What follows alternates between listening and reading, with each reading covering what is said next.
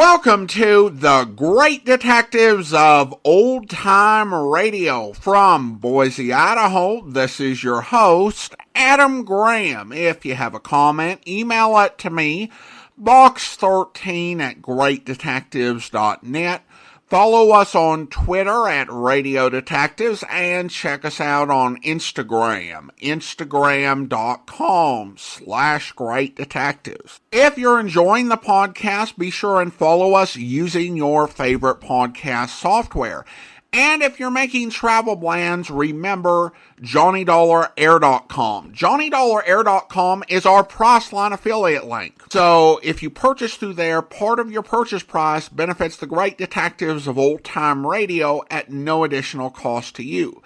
Well, now we're going to get into this week's episode of yours truly, Johnny Dollar, which I believe with some controversy we'll talk after the episode about, is the first episode of the half-hour run. So from November 11th, 1956, here now is The Big Scoop Matter.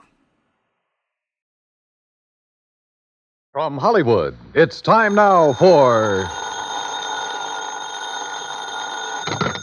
Johnny Dollar. Joe McNabb, Northeast Indemnity, Johnny. Oh, hi, Joe. What's up? At the moment, my blood pressure. Too much work? No. Prospect of having to pay off on a $100,000 life insurance policy. Uh-oh. Fella I think you know, Johnny, Art Wesley. Oh, sure. Been a pal of mine for years. Reporter. Yeah. Apparently he's working on a story right now that somebody doesn't want him to report. What do you mean? Night before last, he got beat up in an alley. Yesterday, a car made a pass at him at high speed. What about today? It's early yet, Johnny. Oh, yeah, sure. But let's hope it's not too late.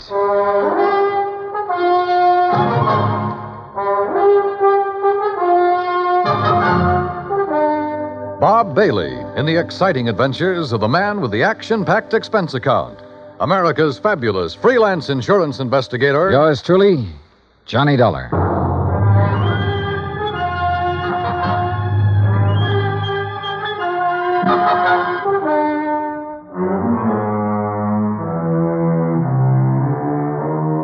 From Special Investigator Johnny Dollar to the Home Office, Northeast Indemnity Affiliates, Hartford, Connecticut. The following is an accounting of expenditures during my investigation of the Big Scoop Matter.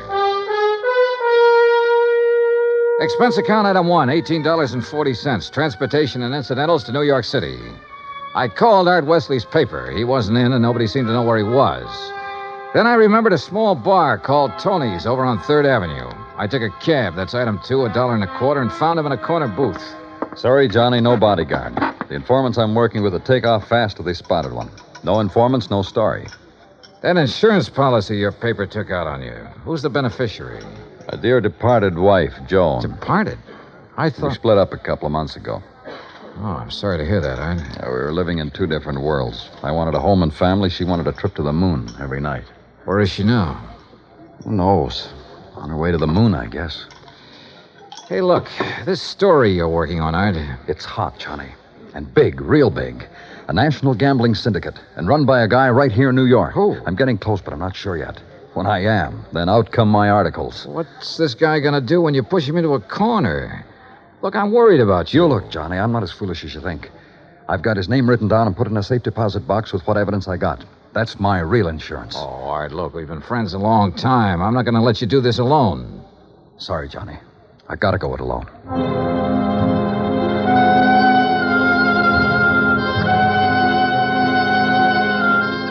Since I'd gotten nowhere with Art, I decided to try his wife, Joan, even though they were separated. I found her in an apartment on East 68th, but she was hardly what you'd call cooperative. Look, Mr. Dollar, so you're a friend of Art's. At the moment, I'm not. Mrs. Wesley, your marriage with Art is none of my business. But that insurance policy his paper took out on him is. And incidentally, you're still the beneficiary. So? So he could be in danger, those articles he's writing. Why doesn't he drop it? Oh, look, you know Art better than that. Then what am I supposed to do about it? That story is his business. How I feel about things is my business.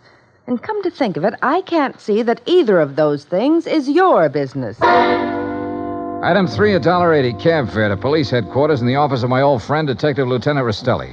Sure. I know about those attempts on Art's life. So I talked to him and got nowhere. He told me the stories about a national gambling syndicate. It's more than he told me. Supposedly the big boss is here in New York. Now, what are you going to do about it? Look, the minute Art quits thinking he's got to hit the jackpot all by himself and lets us in on it, we'll give him all the protection he... Lieutenant Rostelli. Yeah, just a minute. It's for you, Johnny. Oh, thanks. Hello? Art Wesley, Johnny. They told me at your hotel where to reach you. Anything new, Art? I'm leaving town for a few hours. This could be it, Johnny. Tonight could be the jackpot. Well, listen, let me go with you. Sorry, I gotta go alone. It's part of the deal. Art, it could be a trap. I can take care of myself. Call you when I get back. Wish me luck. Well, look, wait. Art! Art!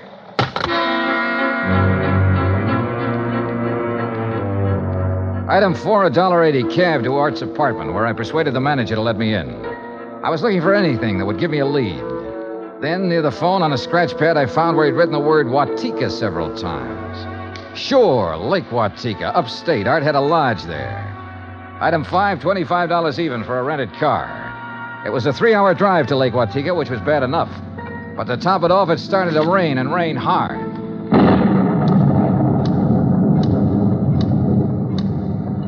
When I finally got to the highway turnoff, the side road to the lake was a mass of mud. Then I got 2 quick breaks. It stopped raining, and I spotted the 6-mile road into Art's place. Half an hour further on, I saw a light.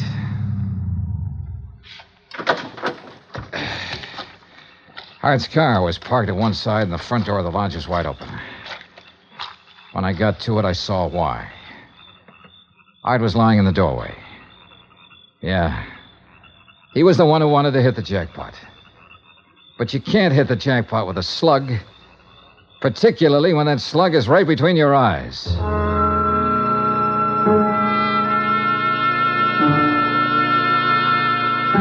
I drove to the sheriff's office and reported it. Sheriff Tompkins and his boys took over. But in the darkness and the mud, they could only make a routine check. He asked me to meet him at the lodge the next morning, so I did. Buddy was right here in the doorway, huh, son?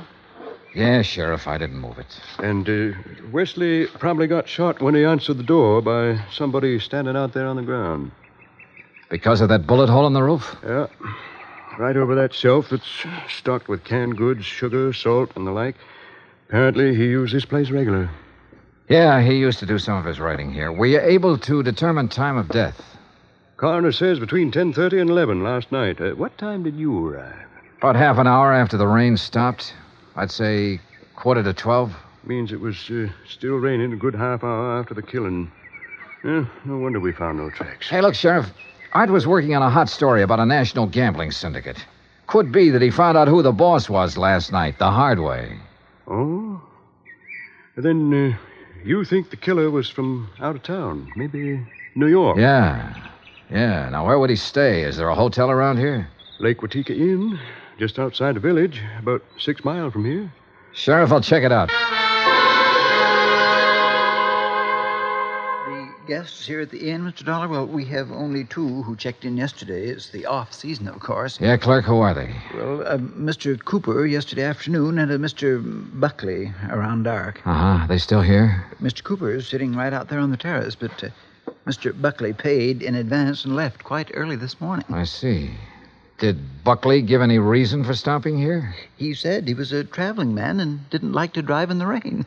Okay. I'd like you to write down a description of him. I'll pick it up on the way out. Oh, I'll be glad to, sir.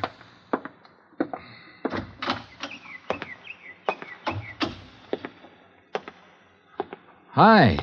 Oh, good morning. Enjoying the scenery? Yes, immensely. Oh, sit down, won't you? Sure, thanks. My name's Dollar. Mine's Cooper. You just check in? I'll just drop by. I came yesterday. Uh-huh. Pretty up here this time of year. Yes, certainly is. I really enjoy places like this in the off-season. It's a nice change. Too bad the weather hasn't been better, huh? Well, the rainstorm last night? Oh, I enjoyed that, too. You were out in it? Oh, no. No, I enjoyed it the way a storm should be enjoyed. In front of the fireplace in my cottage with a drink and a good book.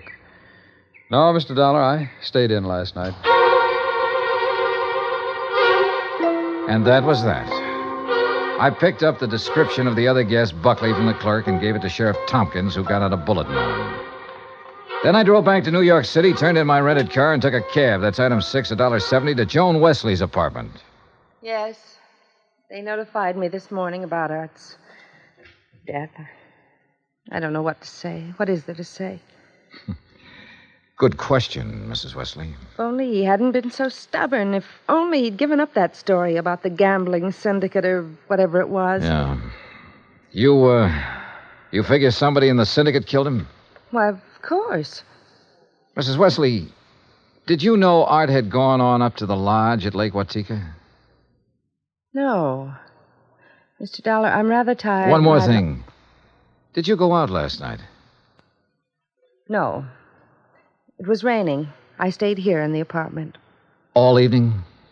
All evening. I see. Well, thanks, Mrs. Wesley.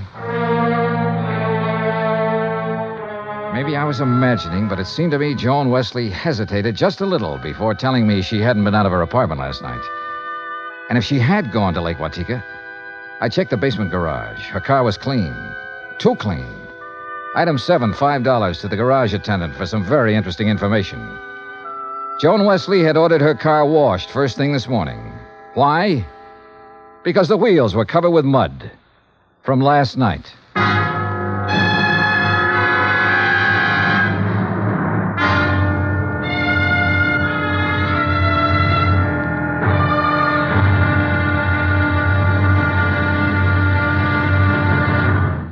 Act Two of yours truly, Johnny Dollar, in just a moment.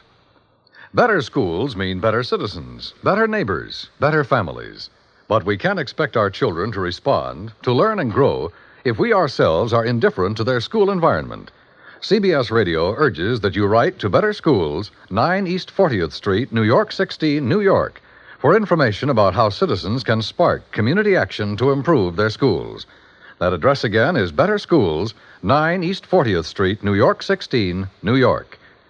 Now, Act Two of yours truly, Johnny Dollar, and the Big Scoop Matter.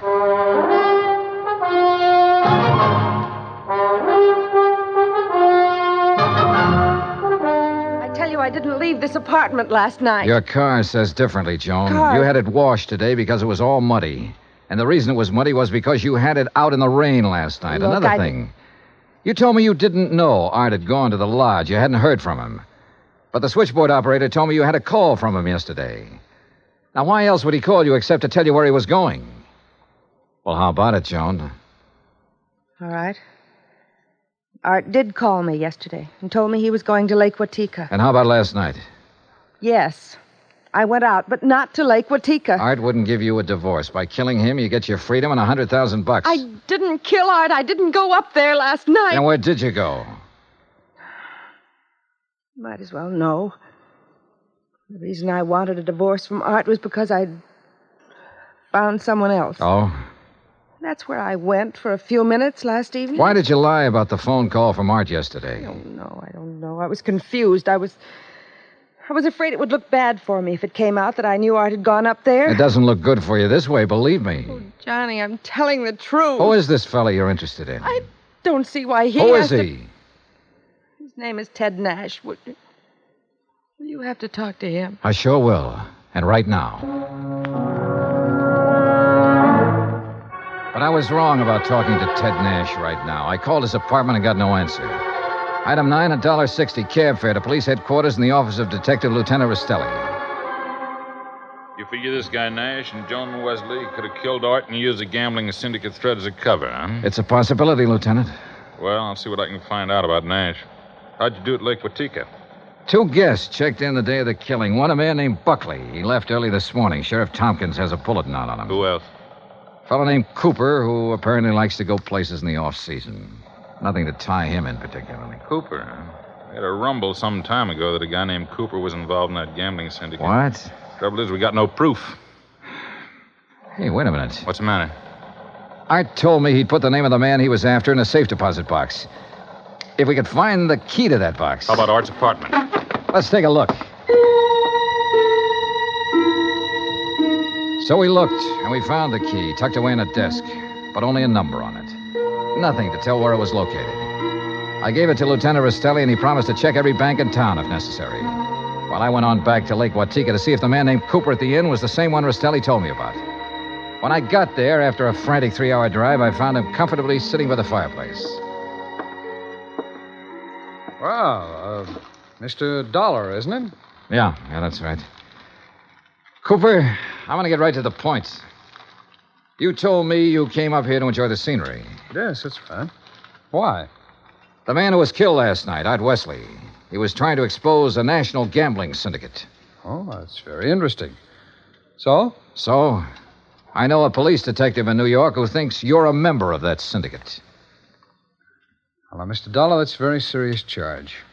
I presume you have proof. Well?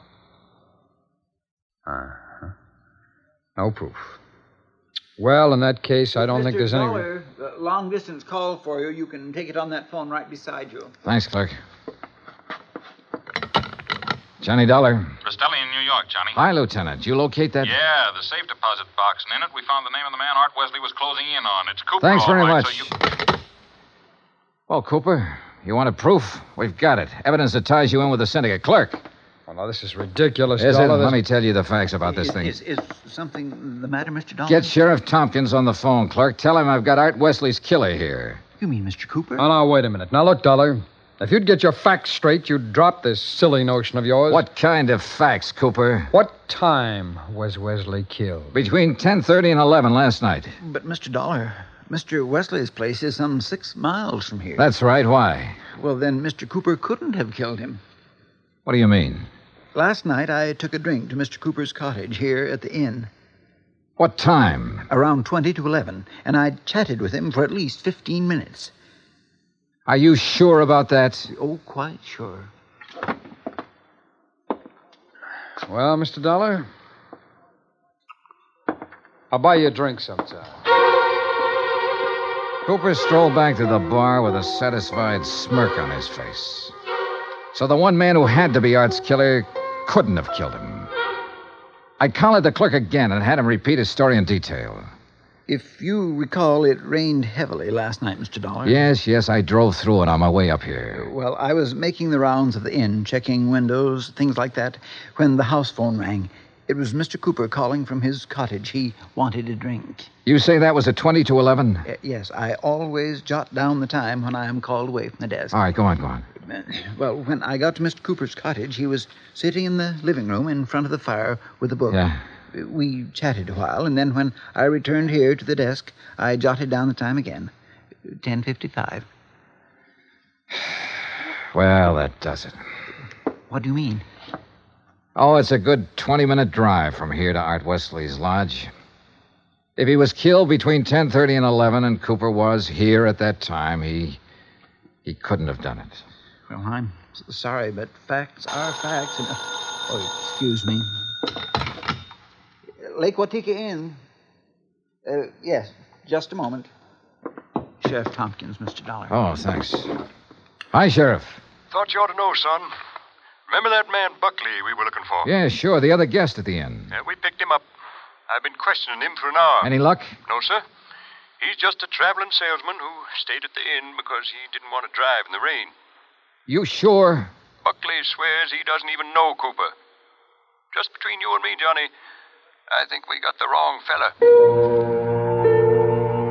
No place again. I decided to start all over. Got into my car and drove to Art Wesley's place.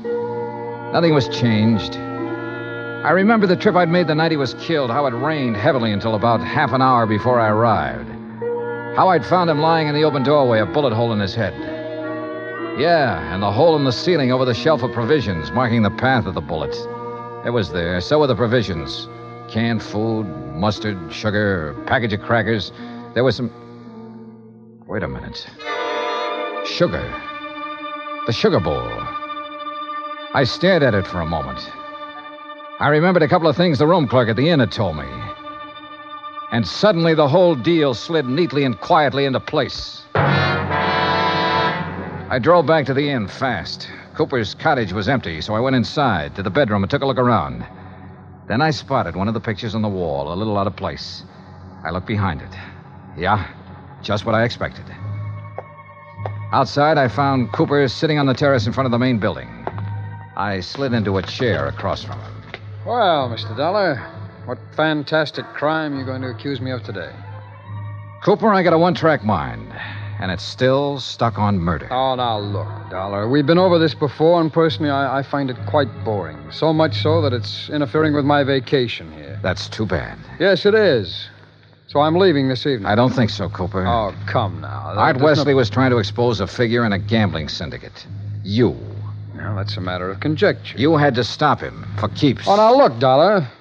The time of Art Wesley's death has been established as between 10:30 and 11 last night. That's right, between 10:30 and 11 last night. And I'm sure you remember the room clerk telling you he was with me in my cottage living room from 10:40 to 10:55. I sure do. So that I certainly couldn't have killed your friend Wesley 6 miles from here during that time. Except that Art Wesley wasn't killed at his lodge.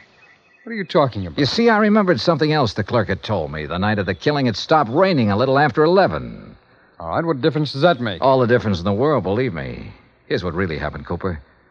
You killed Art Wesley in the bedroom of your cottage here at the inn. Oh, don't be ridiculous. You immediately called the room clerk over and chatted with him in your living room for about 15 minutes.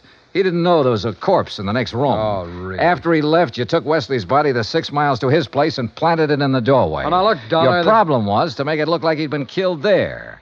Then you remembered. The slug that had killed him hit the wall in your bedroom. That gave you an idea.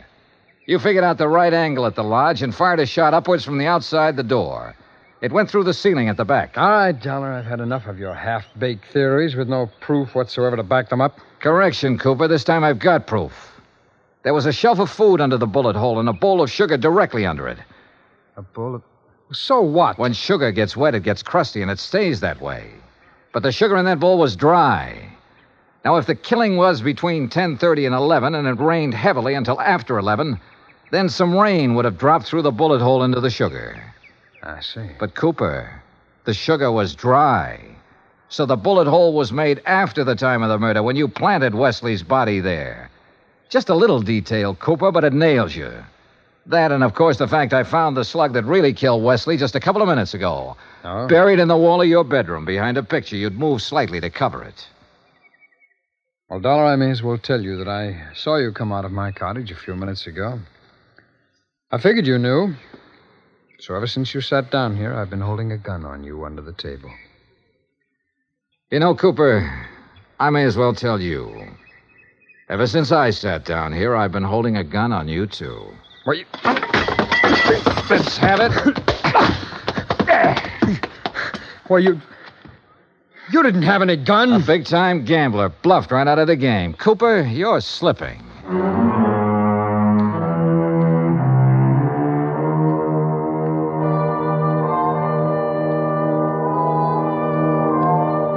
Item 10, 3750, transportation and incidentals back to Hartford.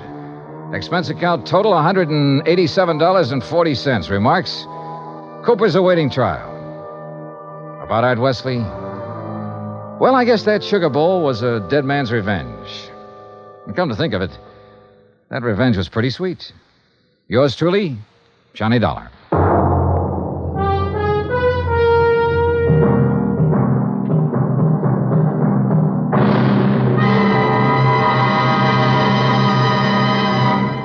Our star will return in just a moment. In days long since gone by, one had to go out in search of daring do. But in a fast-moving world, exciting things are happening right around the clock. Things you can be in on no matter what else you're doing, as long as your radio is nearby.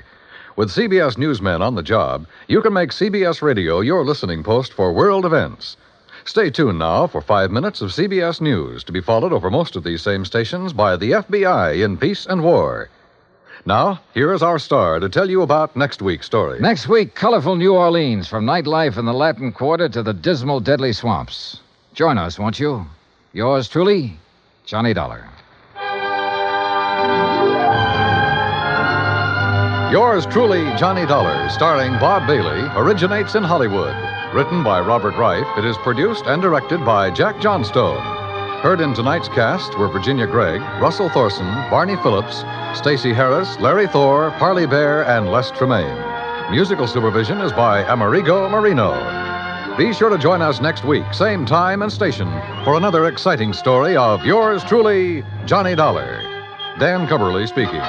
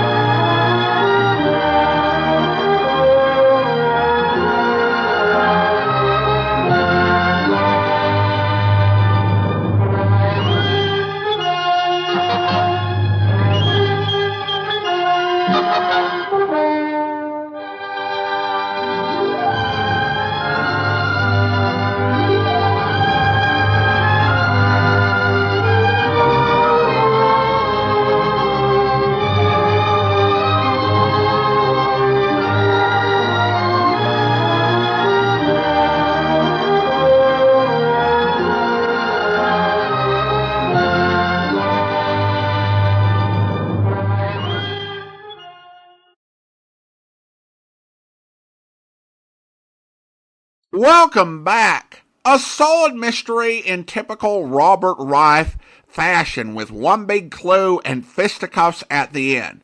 Larry Thor only had one scene, but boy, he defined the character with a classic bit of sadness and world weariness that he just played so perfectly, and of course we'll hear that in a few months on Broadway as My Beat. I do wonder whether his wife's taste for the party lifestyle is why he was willing to do this investigation this way. Because it seems to me like the inclination, I want to have a family and let me take on this syndicate without a bodyguard or backup, that's just contradictory. I also wonder whether if Art hadn't been Johnny's friend, whether Johnny would have tried to bring pressure on him or the paper to have him cooperate. Being Johnny's friend may have actually allowed Art to be killed. As John Abbott noted in his book, the character of Lieutenant Rastelli was a character from the Imperfect Alibi Matter serial that we played a few weeks back. Now, I should note that there's a bit of a disagreement on the order of this story and whether it's truly the first of the half-hour episodes. The next episode we're going to play, The Markham Matter, has a script dated November the 4th that John Abbott discovered.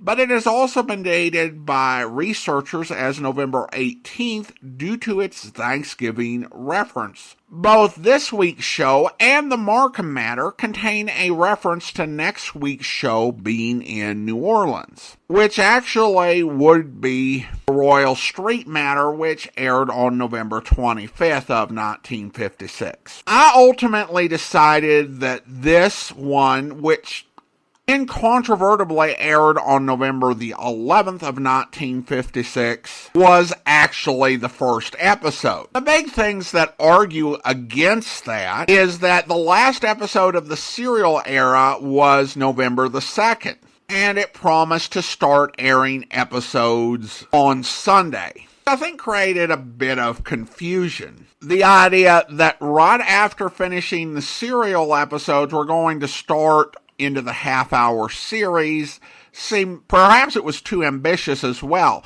There were quite a few CBS stations across the country that actually ended up playing Johnny Dollar on Saturday for various reasons. So it seems believable to me that the Markham Matter may have been initially intended for November 4th and then the Royal Street Matter for November 11th, but it just couldn't come together. And you'll recall back at the start of the serial era, there was kind of a bit of a bumpy start period where one serial would be listed, but you'd end up getting another instead because of production delays and tight time frame. So I think that the Markham Matter was intended for November 4th, but they just couldn't pull it off. Whether the script wasn't done or something else had come up. And so We got the Big Scoop matter to start things off, then the Markham matter on the 18th, and then the Royal Street matter was finally ready to go on November 25th. The things that argue for that, in my mind, are one, the inclusion of the Thanksgiving message,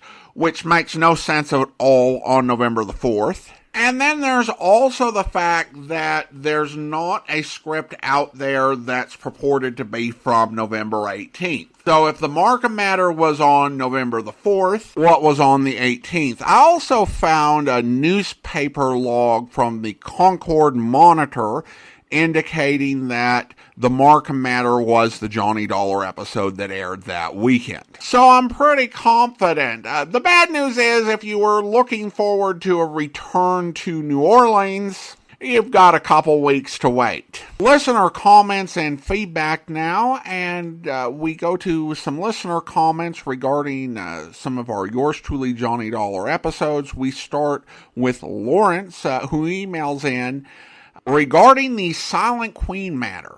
Hi, Adam. I find your latest installment of Johnny Dollar interesting as it centers around Venice, California, and their description of the area during that period.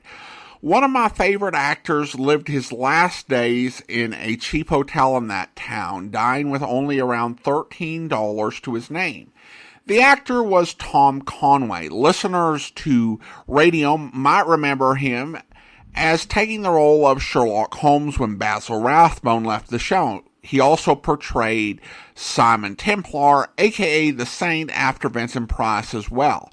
In addition, he is best remembered on film for taking over the role of the Falcon from his more well-known and successful actor brother George Sanders. I guess, being a detective fan, I especially like him because he portrayed so many sleuths throughout his career. Near the end of his career doing television with the character Mark Saber. I don't know if you've shown any of these, the very few there are in your video podcast. Keep up the fine work you do. Well, thanks so much, Lawrence. I haven't been able to find out if those are in the public domain. And Conway definitely had a rough time of it towards the end of his life. He estimated he'd earned $900,000 in his career, but had lost it, including $15,000 to swindlers. He did actually make it out of Venice after being hospitalized and going to a sanitarium, and was able to very briefly move into a still modest but not quite as bad apartment on Wilshire Boulevard in Los Angeles before he passed. But still an incredible body of work. I've been meaning to start watching the Falcon films, but I've been just so busy, I haven't had much time for extra viewing. Then we have some comments regarding the Phantom Chase matter.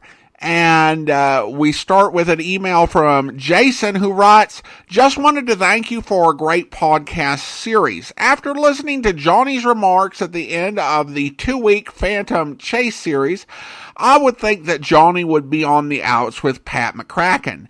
I don't know what the 1956 version was of the phrase, sick burn dude, but I feel it would have applied here." Well, thanks so much, Jason. I'm not sure what the equivalent would be either. No phrase really comes to mind. And when I did a Google search for Sick Burn 1956, Fahrenheit 451 came up, which I admit is a book about sick people burning books, but not exactly what we had in mind. And of course, Johnny's remark was, "Pat, the next time you call me for an assignment like this one, I hope you get a busy signal."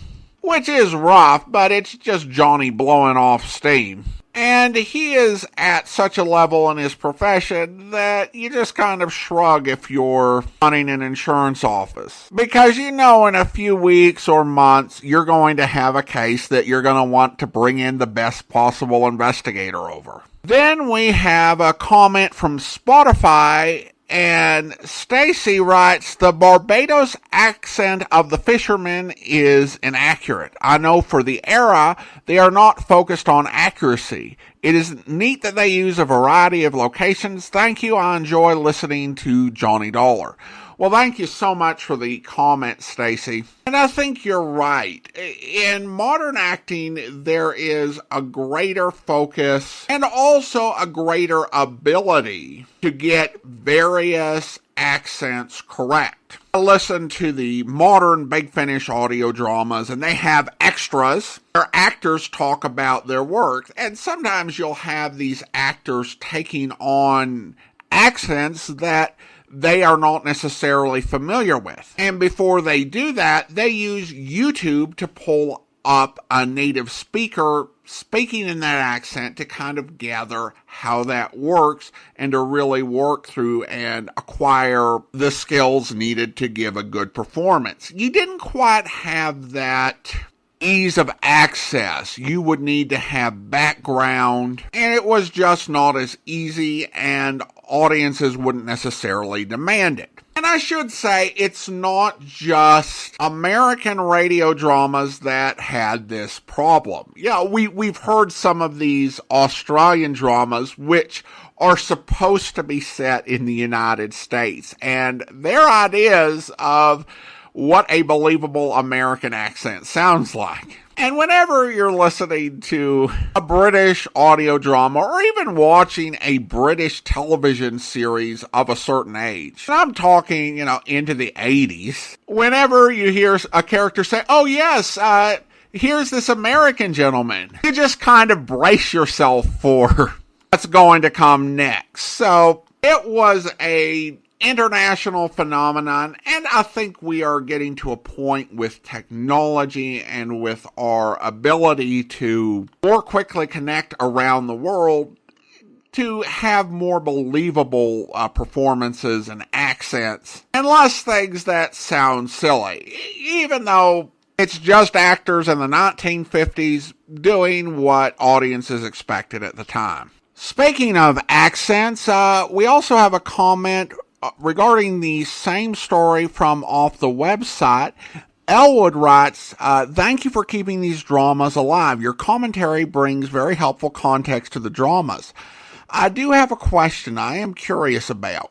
Whenever Johnny gets to the South, such as in this story, locals have Southern accents, but New Englanders rarely do. In the Meg's Palace matter, Meg has an Irish accent, Captain Billy and one of his crew have British accents, and everyone else had general American accents. No one had a New England accent. Was it just that most Americans at the time were more familiar with Southern accents than New England accents? Well, thanks so much for the comment, Elwood. I would say that it's not always the case that the New England accent isn't done. I would refer you to the Shady Lane matter. In that one, you had a lot of, at least attempts at New England accents, with Jed, the constable, really having a good one. I do think that there was more familiarity with the New England accent, and you hear it a lot more in New York-based programs just because they're closer. But that doesn't mean that it's never used. I do think that in the case of the Meg's Palace matter, there was no reason for Billy or for Meg to have a New England accent. Billy, of course, was a man of the sea and not native there, and the same was true of his men. We'll also say that in addition to the British guy, you also had, I believe, a Swedish person in Captain Billy's crew. So from a practical standpoint, you may have just had enough accents, and not every actor is going to be comfortable doing a dialect role, even at a time when, as I said before, people were a lot more forgiving about being inaccurate with a dialect. So I think in that case, just the uniqueness of it being a port and already having a couple, I think 3 different dialects in the episode already that they didn't throw in a New England dialect as well. Thanks so much for the comment. And then on YouTube, Dave says, of the Phantom Chase matter, makes my day. Thanks. Well, thank you so much, Dave. Now it's time to thank our Patreon supporter of the day. I want to go ahead and thank Judith. Judith has been one of our Patreon supporters since May of 2021. Currently supporting the podcast at the Seamus level of $4 or more per month. Thank you so much for your support, Judith. And that will do it for today. If you're enjoying the podcast, please follow us using your favorite podcast software. And be sure to rate and review the podcast wherever you download it from. We will be back next Friday with another episode of yours truly, Johnny Dollar. But join us back here tomorrow for Dragnet, where... She took my wallet, watch, car keys, everything I had. Mm-hmm. And she made me get out of the car, lay down on the street. I felt her shove that gun again. Can you fix that pillow? Yeah, you bet. Just lie still. There you are. I felt her shove that gun against me, and then she pulled the trigger, I guess. That's all I remember. You don't recall her slugging you? Must have happened after she shot me. Her face looks pretty bad, huh? You'll be all right, Mr. Maloney. You think you would recognize the girl if you saw her again? I sure would. Nice looking, you know. Tall, blonde, beautiful shape. Doesn't figure, does it? What's that? She'd make more money on the stage than she would rolling guys like me. I hope you'll be with us then. In the meantime, send your comments to box13@greatdetectives.net. Follow us on Twitter at Radio Detectives and check us out on Instagram. Instagram.com/greatdetectives. From Boise, Idaho, this is your host, Adam Graham, signing off.